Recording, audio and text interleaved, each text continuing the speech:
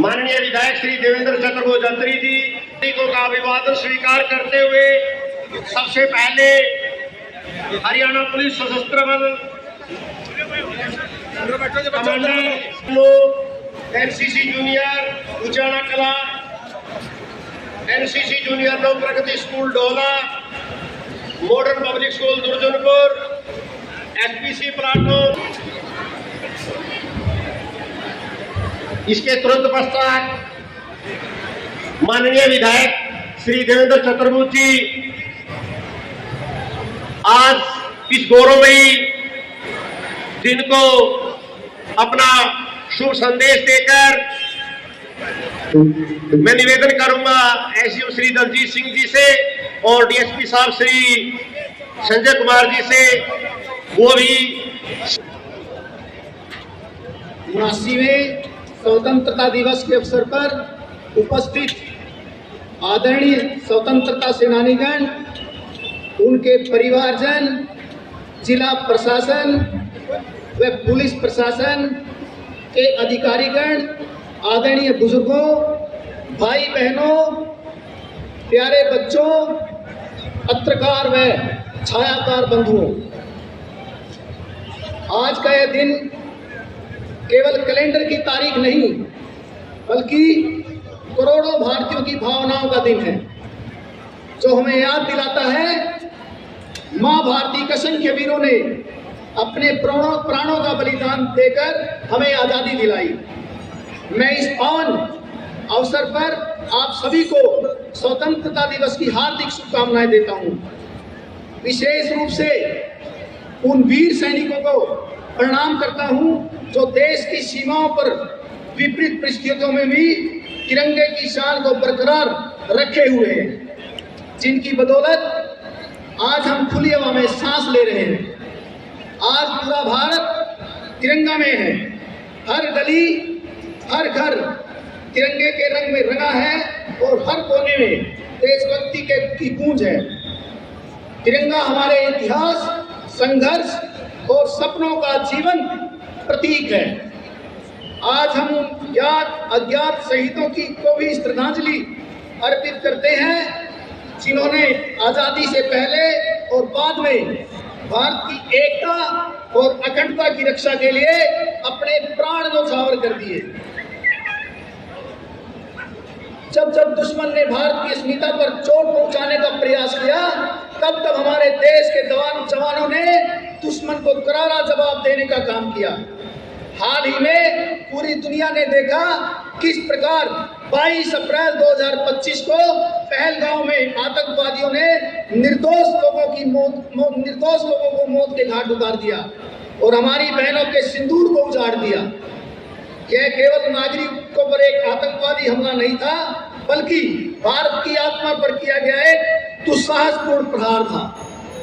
देश के यशस्वी प्रधानमंत्री श्री नरेंद्र मोदी जी ने इस घटना के तुरंत बाद स्पष्ट शब्दों में कहा था कि भारत आतंकवाद के प्रति शून्य सहिष्णुता की नीति पर चलेगा और इस हमले के पीछे भी जो भी है उन्हें उनकी कल्पना से भी अधिक कठोर सजा देगी।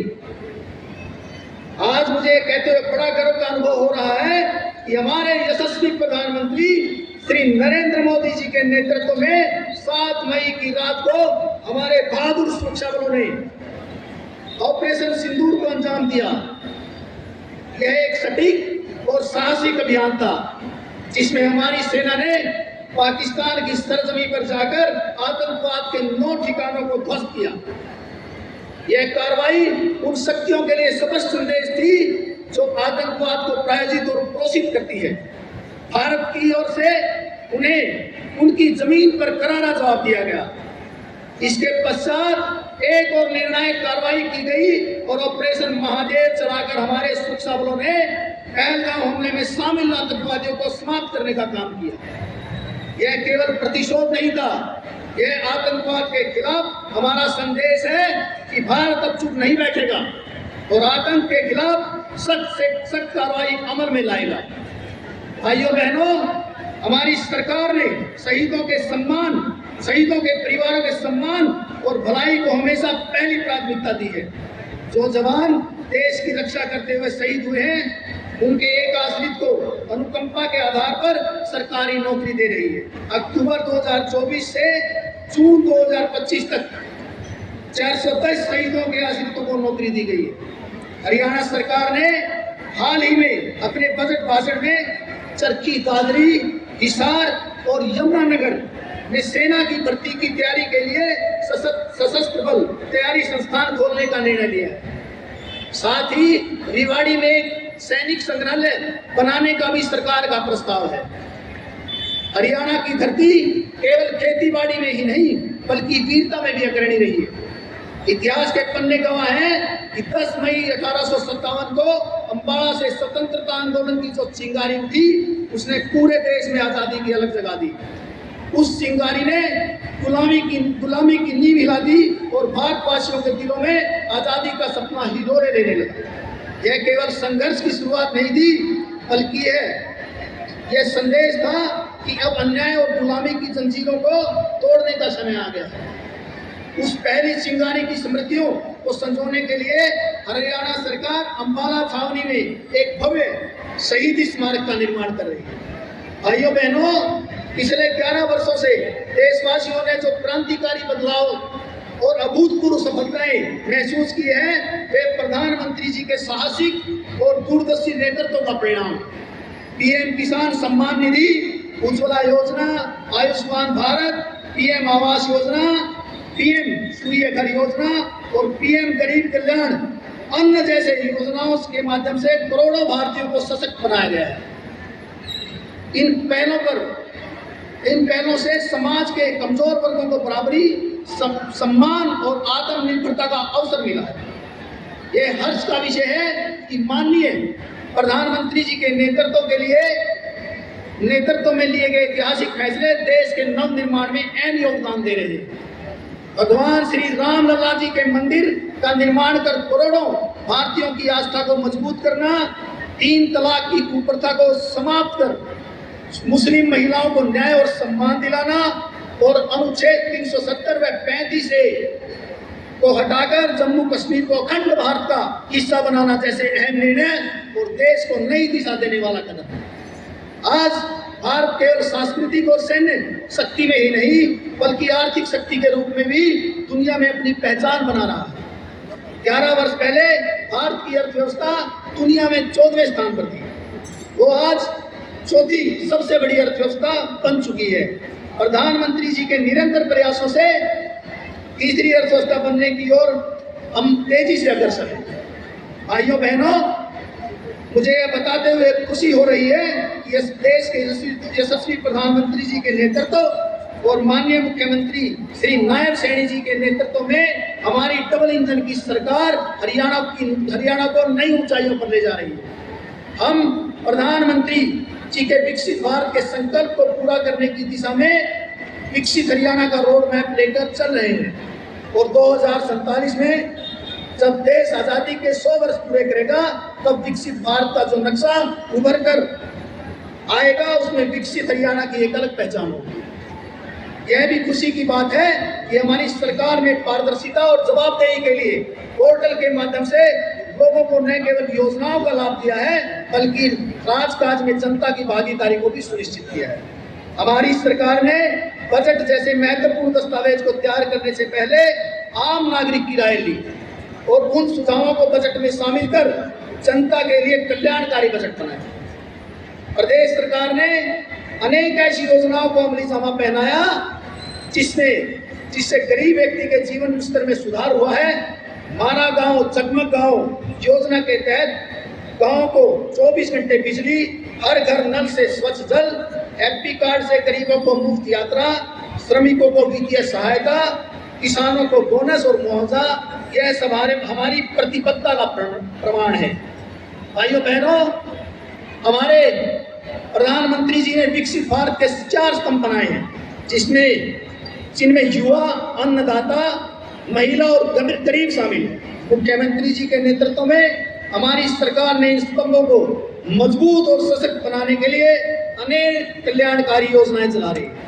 मुझे खुशी है कि हमारी सरकार हमारी सरकार ने बिना खर्ची के पिछले 1 साल में 30,000 युवाओं को नौकरी दी।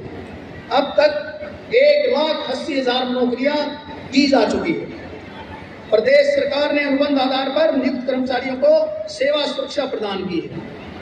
युवाओं को नशे से दूर रखने के लिए हमारी सरकार ने योग युक्त नशा मुक्त अभियान चलाया, जिसमें लाखों युवाओं ने भाग लेकर नशे से दूर रहने का संकल्प लिया।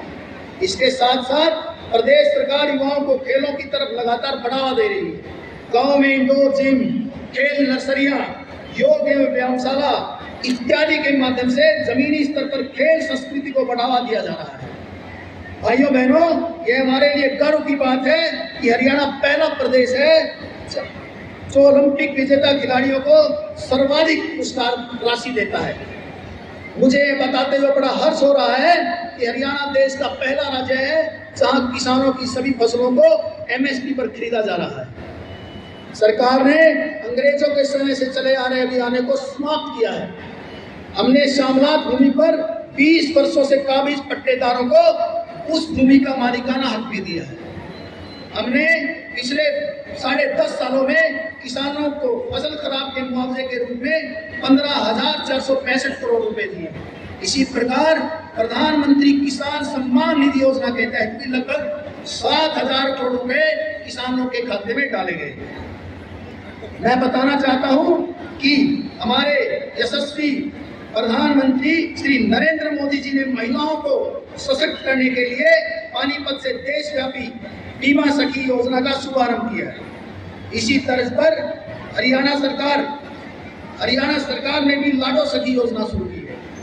हरियाणा में 5 लाख महिलाओं को लखपति दीदी बनाने का लक्ष्य भी रखा है। अब तक 2,13,000 महिलाओं को लखपति दीदी बनाया जा चुका है। ड्रोन दीदी योजना के तहत महिलाओं को मुफ्त ड्रोन का प्रशिक्षण दिया जा रहा है। महिलाओं के लिए आजीविका के अवसर बढ़ाने के लिए 1/3 राशन डिपो महिलाओं को देने का प्रावधान किया है। अटल किसान मजदूर कैंटीन व बीटा बिक्री केंद्रों का संचालन भी महिलाओं को सौंपा गया है। प्रदेश भर में महिलाओं सांस्कृतिक केंद्र खोले जा रहे हैं। अब तक 131 केंद्र खोले गए हैं।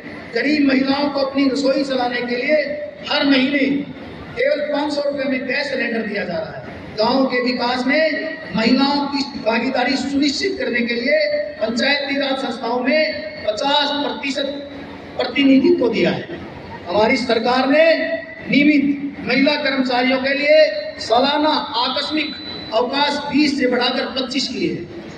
भाइयों बहनों, मुझे बताते हुए गर्व हो रहा है कि हमारी सरकार ने सबका साथ, सबका विकास, सबका विश्वास और सबका प्रयास को अपनाते हुए समाज के सभी वर्गों के कल्याण पर ध्यान किया है। हमारी सरकार ने अनुसूचित जातियों के आरक्षण को 2 वर्गों में बांटकर अब तक वंचित रह गए लोगों को उनका अधिकार दिया है।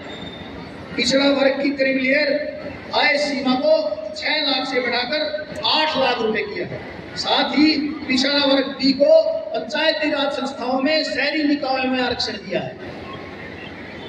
किसी गरीब को आने जाने में धन की समस्या आड़े ना आए, इसके लिए हमने हैप्पी योजना शुरू की है। गरीब परिवार अब रोडवेज की बसों में सालाना 1,000 किलोमीटर तक मुफ्त यात्रा कर सकता है। गरीब परिवारों की बेटियों की शादी पर मुख्यमंत्री शगुन योजना के तहत 71,000 रुपए तक शगुन दिया गया है। गरीबों के सिर पर छत उपलब्ध कराने के लिए प्रधानमंत्री आवास योजना के तहत 1,47,000 मकान दिए गए। साथ ही हमने गरीब परिवारों के लिए मुख्यमंत्री आवास योजना भी शुरू की है। इसके तहत 14 शहरों में 15,256 गरीब परिवारों को प्लाट दिए हैं। हमने 58 ग्राम पंचायतों में भी 3,884 प्लाट दिए। आयुष्मान भारत चिरायु योजना में लगभग 22 लाख युवाओं को 5 लाख रुपए तक के मुफ्त इलाज की सुविधा मिल रही है। हमने किडनी के रोग से पीड़ित रोगियों के लिए सभी सरकारी अस्पतालों और मेडिकल कॉलेजों में मुफ्त डायलिसिस की सेवाएं शुरू की है। भाइयों बहनों, हमारी सरकार ने प्रदेश में निवेश को बढ़ाने और रोजगार के अवसर प्रदान करने के लिए बेहतर औद्योगिक नीति को लागू किया है। हमने प्रमाण पत्र, लाइसेंस और अनुमति देने में अड़चन पैदा करने वाले अनेक नियमों और प्रक्रियाओं को खत्म कर दिया है।